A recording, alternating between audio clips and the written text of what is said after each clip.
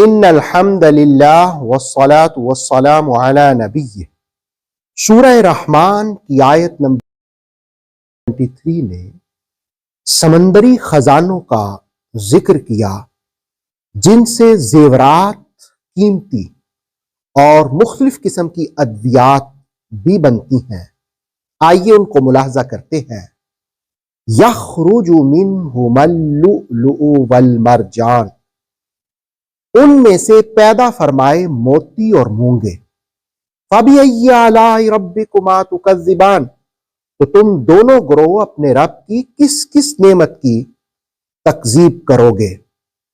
سورہ رحمان نے 2 کلمے استعمال کیے اس آیت میں، پہلا لولو اور دوسرا مرجان۔ یہ دونوں عام طور پر کہا جاتا ہے کہ موتی ہیں، اور جتنے بھی موتی ہیں وہ پتھروں ہی کی ایک قسم ہوتے ہیں۔ لیکن مرجان کی خوبی یہ ہے کہ یہ جہاں میٹھا اور کھاری پانی ملتا ہے وہاں سے یہ پیدا ہوتے ہیں۔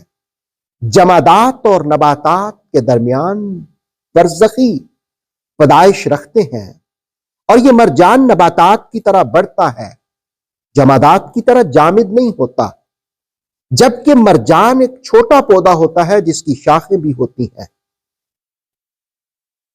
اب یہ دونوں موتی جو ہیں یہ انسانی معیشت میں بڑی اہمیت رکھتے ہیں۔ قرآن حکیم سورہ رحمان کی آیت 20 نے ان دونوں کا ذکر کیا۔ مختلف مفسرین نے جو ان کے بارے میں فرمایا، آئیے اس کو جانتے ہیں تفسیر تبصرہ کے مختلف حوالوں سے۔ ابن کثیر فرماتے ہیں کہ لولو سے مراد چھوٹے سمندری موتی ہیں، جبکہ مرجان بڑے موتی کو کہتے ہیں۔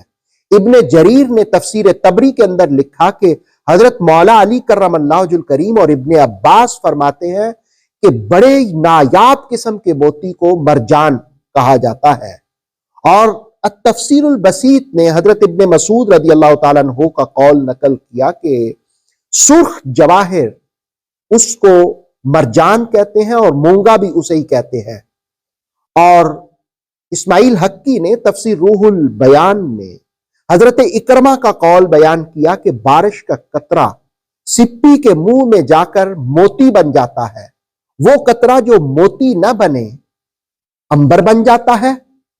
اور مواہب الرحمن نے یہ بھی لکھا کہ موتی چھوٹا ہو تو لولو اور بڑا ہو تو مرجان۔ ضیاء القرآن نے بڑے موتی کو لولو لکھا۔ بہرکیف سمندر کے تکوینی نظام میں لولو اور مرجان ایک اہمیت رکھتے ہیں۔ آئیے ان کی حقائق ہم جانتے ہیں۔ پہلے لولو پر بات کریں گے، اور اس کا حوالہ تفسیر تبصرہ اور فی ظلال القرآن میں سید قطب، اور پھر انسائکلوپیڈیا آف برٹینیکا نے بھی اس حقیقت کا تذکرہ کیا۔ وہ کہتے ہیں کہ لولو ایک حیوان ہے جو سمندر کی حیران کن مخلوق ہے، اور یہ سپی کے منہ کے اندر ہوتا ہے۔ اس کی پرورش چونے کے مواد سے ہوتی ہے، اور یہی دشمن کے مقابلے میں اس کا ہتھیار بھی ہوتا ہے۔ جال کی طرح پتلا ایک جال ہوتا ہے جس کے آگے ایک برش ہوتا ہے جو پانی اور غذا کو اس کیڑے کے پیٹ تک پہنچاتا ہے اور ریت وغیرہ کو باہر ہی روک دیتا ہے۔ جال کے نیچے کیڑے کے منہ میں 4 ہونٹ ہوتے ہیں۔ اگر کوئی چیز زبردستی اس کے منہ میں آئے تو لولو اپنے منہ سے لیسدار مادہ نکالتا ہے جو اس کو پانی سے ڈھانپ دیتا ہے۔ اس طرح وہ جم کر موتی بن جاتا ہے، اور یہ موتی کا حجم اتنا ہی ہوتا ہے جتنی کوئی شے اس کے اندر داخل ہوتی ہے۔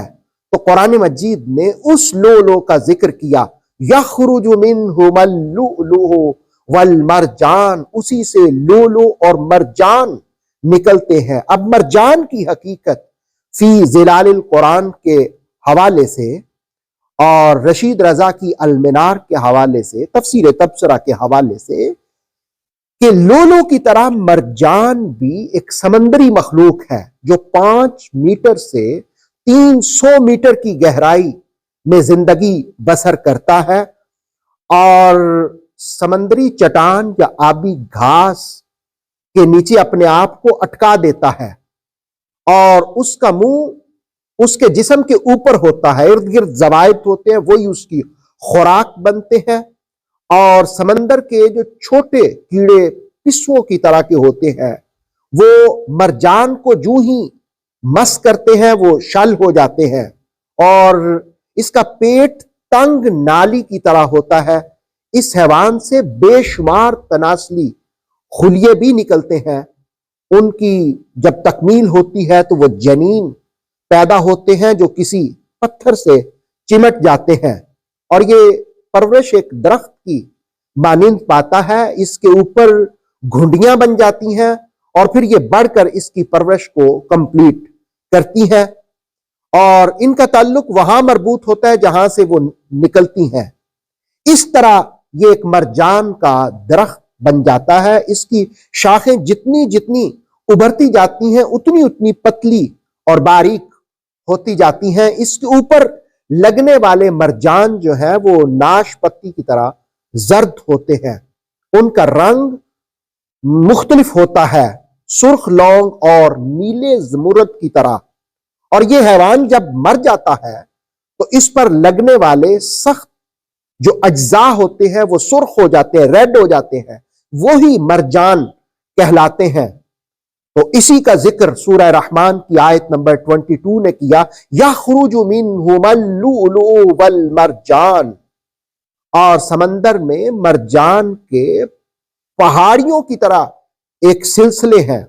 समंदरों में मरजान की एक पहाड़ी है जो मरजान की दीवार भी कहलाती है और ये ऑस्ट्रेलिया के शमाल मशरक में मौजूद है। इस मरजानी सिलसिले की लंबाई 1350 मील है जबकि इसकी चौड़ाई 50 मील है।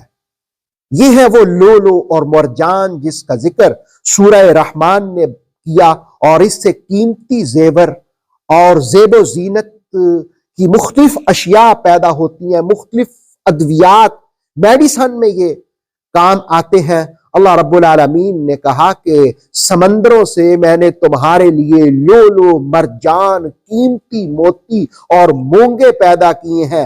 ए जिन्नों और इंसानों के ग्रोह, फबिअय्यि आलाई रब्बिकुम मा तुकज़्ज़िबान, तुम दोनों अपने रब की किस किस नेमत की तकजीब करोगे। अल्लाह रब्बुल आलमीन हमें अपनी नेमतों की कदर करने की और उस पर शुक्र करने की तौफीक अता फरमाए।